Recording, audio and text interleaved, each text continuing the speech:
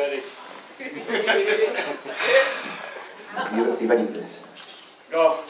Let's do it. Let's do it. I think first of all, I just want to say, just to echo what's been said previously, I think the bride looks absolutely stunning today, and the groom looks rather smart, I think. And it just goes to show that being in bed at 11 o'clock the night before your wedding is a really sensible thing to do. But can I just say, you will have to go a long, long way to see a far better looking couple than the two of us that are stood here today.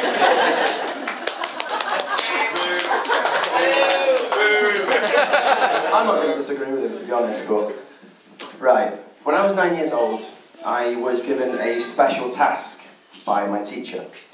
There was a new boy coming to our school. At this point, I had a feeling it could be a special needs child. 2 or 3 days later, that was absolutely the case. Jack, what you said earlier, spot on, he is special. Absolutely special. This was a lad, dodgy Welsh bloke. At the time, actually, ladies and gentlemen, admitted that he was a Liverpool FC supporter. I need to get that out now. When I first met him, you're just a glorious United fan, aren't you? You traitor! Like we are. Anyway. To be frank, he looked a bit odd. He had hair that looked like he'd been dragged through a hedge backwards and a face that could turn milk sour. But you've already found out about his loud voice because he didn't really need the microphone with that at all, did he, to be honest? No. I met Bro when I was 9 years old. He intruded in my life. He came along and, listen, I'm not going to lie. Mate, I did not like it. It's quite true. I was 9 years old, I was into football and computer games. Brian, on the other hand, fantasised about flying into sunset romantically with his future bride. I won't lie, I preferred your sister. Oi! Hang on! I think Mike's having a few words with you after this. Say hi to my wife. Vic has got a spare bit of space in my room tonight, so if you want to kick him out, it's fine. He's tried it before anyway, to be honest. I kicked him out 3 times, so... Not before. Yeah. There were several advantages to hanging out with Brian as a teenager. Naturally, given the fact he looks a bit older, you know, getting booze from the off was quite straightforward. There was one particular advantage. I've been waiting 23 years for this. There was one particular advantage which he enjoyed a bit too much. I think it's fair to say, ladies and gentlemen, that Brian William Savage had by far the most diverse and comprehensive collection of what I'm going to refer to as top shelf publications that I have ever seen in my entire life. And looking back, I wondered, why was he so popular on the bus? It was them, wasn't it, Brian? And the number of times that you'd see Brian popping in and out of the newsagents, you'd think, oh, he's obviously forging a career as a paperboy. Ladies and gentlemen, the truth was, he was actually hard at work with Playboy. And just finally on that, I just wanted to say, if you're a Catholic, you'll go to the Vatican, you know, to worship. If you're Jewish, Jerusalem, obviously. If you're a Muslim, Mecca. If you were a 15-year-old boy living in South Manchester in the mid-1990s, there was only one place to go and worship, and that, my friends, was Brian William Savage's bedroom. That sounds so wrong. So I avoided him for 10 years. I took a job. I started working at Brooklands Train Labour Club, behind the bar. I met this good-looking chap. And may I just say, the bromance blossomed immediately. And what a great duo on the bar we would have been, but it wasn't a duo, it was a trio, because Brian was already working there. But he did have his uses. And there was a particular night at the Brooklands Train Labour Club. We came to the end of our shift, and what we used to do is have a little drink, and sometimes, well, more often than not, we'd then go to town. On this particular night, we had a couple of guests turn up at the Labour Club who were hoping they might spend an evening with the boys. We called them the Chippy Girls. We donned them the Chippy Girls because they had a portion of chips apiece. They weren't wearing underwear. It wasn't a pretty Wasn't our best evening, was it? But Brian did come in handy, and this is where my opinion of Brian changed. I realised what a gentleman he was. Whilst myself and Dave couldn't really escape the fire exit, Brian, what a gent, he walked them home safely. Well done, sir. It's true, that's true. You've never seen two guys run out of a fire exit so fast in your life. He's a larger-than-life character. He enjoys a drink, he never does things by half. In all fairness with Brian, I think it's more like going to be 12 pints, 6 vodka and cokes and 3 sambucas rather than a half. But, you know, Only 3? he likes it. Yeah, you like your sambuca. But he enjoys food as well, and I've got very fond memories of one of the first nights out on the lash he had with myself and Andy here. Had a few too many sherbet dips, as you do, and we went round to our Fresco's, our favourite food place. So the 3 of us are there, we're hungry, so Brian orders a mixed chicken doner on naan bread, a 12-inch garlic bread with cheese, a large chips and a large Coke. Happy days.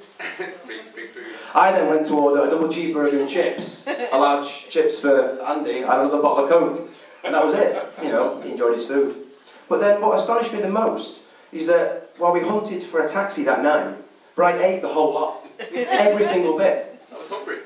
We only had to hunt for a taxi at the taxi rank 50 yards away from the food place.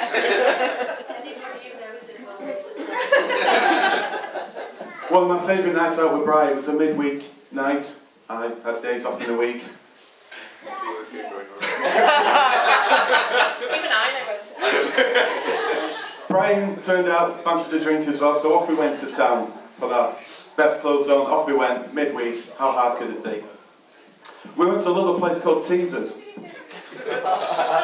If you don't know what Teasers is, it's a bit like the film Coyote Ugly, but less clothes and more armpit hair. Perfect conditions for drinking, a little too much. And so we made our way back, drunk, happy. We stopped off one bus stop before my flat, we got something to eat. Brian ordered a cheeseburger, portion of chips, large, 12-inch garlic bread with cheese, mixed on a kebab chicken, on naan. I ordered a burger. We walked from the Canadian charcoal pit, we got back to my house. Brian finished the entire lot. My house was about 50 yards away. We get into the house, and Brian and one of the other animal instincts kicks in. Suddenly what goes in must come out. He needed somewhere to go. He'd been to my flat millions of times. He knew where the toilet was. I said, yeah mate, off you go. I heard my flatmate yell, only to find Brian had assumed a ski position, hands on his ankles, over my flatmate, just about ready to go before I could just in time usher him back into the toilet and set him up. It was a very near miss. It's funny that, because there's a very similar situation he's been in once before. Bernie really helped us with this one, and I forgot. Again, we've been out on the sherbet dips as you do, and we got back, kicked on Brian's sofa, and he goes upstairs, you know, gets into bed. And he has got a bit of a sleepwalking problem from time to time when he's had a drink. Really? So at some point he thinks, oh, I'll get up and go for a wee-wee, as you do. But the problem was that he missed the toilet and decided to go into Bernie's bedroom, drop his pants, assume the ski once again. He was about to play a game of hit the target with a sock drawer. So you've got to watch him when you're out drinking with him, in all fairness, haven't you? I too have had that same experience. I show of hands, please. Oh, here we go. I will never let him stay out. Lock the door. Be alright. But it is a miracle that Brian has found somebody, because his early attacks when chatting up ladies was a little misguided. Brian had an interesting tack, one that I genuinely have not tried myself, but Brian's approach with a lady that he thought it might move in on, it might be something along the lines of, you look upset, how can I help? And it became more of a shoulder to cry on, and I can truly say that as young lads going on the pull with Brian, it really was like having a Jeremy Kyle as your wingman. Yeah, definitely. I think it's fair to say that there's a fair few women up and down the country, and possibly even abroad, that have had a lot of issues dealt with by Brian. And there could be a lot more troubled souls out there if it wasn't for you, so thank you, you've made a kind contribution to society there. we're going to move on to the stag do now. Decided, because the first lads holiday that we went on was to Magaluf, so we thought we'll take Bri back, have a few days out there. A couple of days before we went, I realised that Bri was actually getting off quite lightly with things that we had planned for him. So I popped to Primark to get a couple of bits, as you do, you know, a few bits and pieces. So, first day, wasn't it? I think it was. We'd been out, caught some rays, you know, had a couple of drinks, and we'll go back and get ready for the night ahead.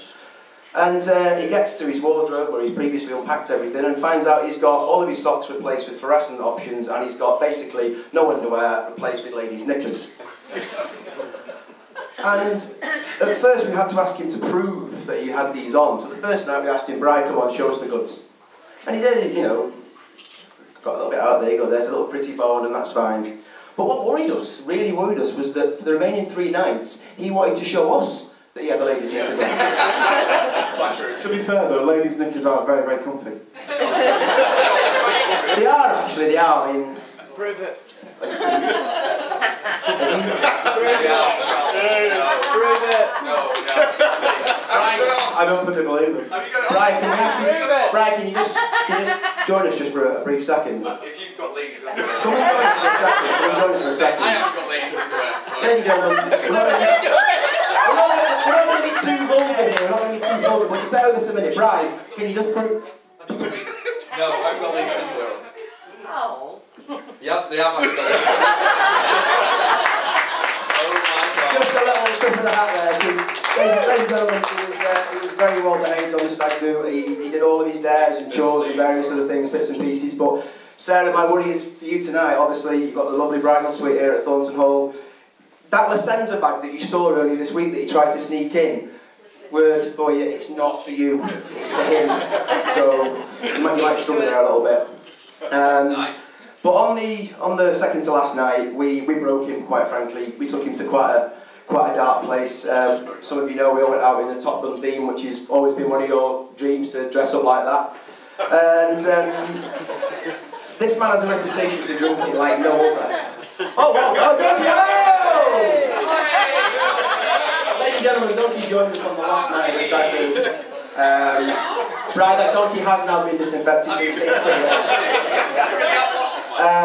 But, ladies and gentlemen, this guy has drank so heavily with me over the last few years. He really is, he's unbelievable, he's a machine. But we broke him that night. And he actually admitted to me that night that he could no longer take these heavy nights of drinking anymore. And at that point I thought, he's been replaced here, there's something going on, there's possibly an imposter.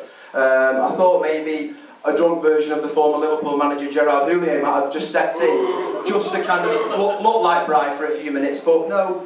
My confidence was restored in him when he tried to explain in his best broken Spanish to the fast food guy that he'd like a mixed chicken doner and naan, a 12-inch garlic bread and cheese, a large chips and a large bottle of Coke. So we knew he was back at that point. Although I'm not too happy because the 3 of us shared an apartment and there was a twin room and a sofa bed. Now remarkably, as we walked into the room, before any of us even took a single step in there, David picked the couch. Winner. How could I possibly go wrong? There's 2 comfy beds, there's a couch, Dave wants a couch, this is fantastic. The first night I got 10 minutes sleep because I was first asleep when I was woken by the most ferocious snoring I've ever heard in my life. The room was shaking. I kid you not. I spent 4 nights spooning this guy on the couch while Brian had 2 beds to himself in that room. My tactic. Of course, as you mentioned, we did do the dressing up. Brad did live the dream. He got to live his Top Gun dream, Maverick. We dressed him up as a tiger. Yes. He enjoyed his charity shop number. We've also been known to dress up as a pimp, and let's not forget, a fireman. Wait.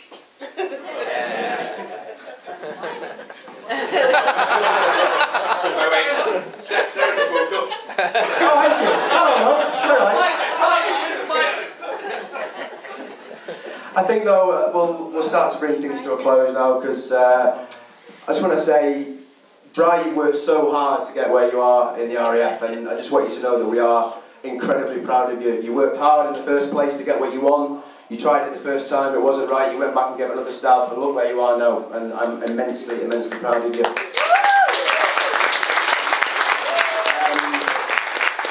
Unfortunately, you went to Cyprus, he sent you back. You went to Falklands, he sent you back. You went back again, he kept sending you back. You know.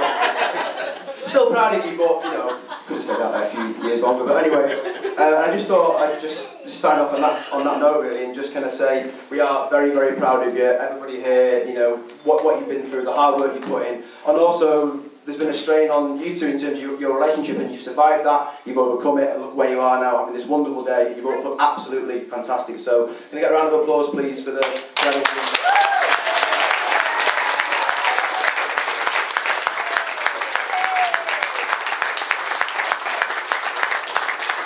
And Brian, I'm going to leave you with this. There's one bad man to another, and I'm well aware that you're currently making promises that, frankly, your body ain't going to keep tonight. It's a busy day. Lots of alcohol, lots of food. It's okay. Don't be ashamed. It happens to all of us.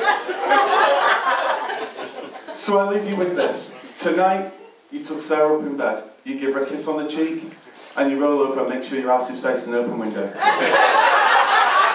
And Sarah, just to point out, I know he's got a snoring problem. I'm still in possession of your marriage certificate, so if you want to do an insurance job, it's never too early, though. It's never too early. And on that note, folks, if you just be so kind as to stand and raise a glass and join me in a toast to the bride and groom. I just say you never get a donkey back. And I hope you all enjoy your afternoon. If you bear with me a few more moments, please be seated. On Bryce's side of the family, there's been a card sent in, just something I need to read to you all. This is from your Auntie Pauline and Uncle John. It's an ode to Brian and Sarah. How the years have flown, and yet you've grown and grown. In the Air Force, you've become a young man who can, yes, he really can, marry a lovely girl called Sarah, a lovely bride, we truly love her. Gone are the days of partridge in a pear tree, with Brian's interpretation, quack quack, you'd see. Now is the time when you become man and wife, and you can teach your children the quack quack of life. When we really all were little quackers, whilst laughing and joking and pulling Christmas crackers. What a wonderful time to choose to get married, a time of celebration, not needing to be hurried. This verse really comes to say, we love you so much and we will miss you today. But we know with all your friends around you all, you really will have fun, enjoy it all and have a ball. With all our love, Auntie Pauline and Uncle John. We won't go any longer, ladies and gentlemen, so thank you very much and enjoy your afternoon.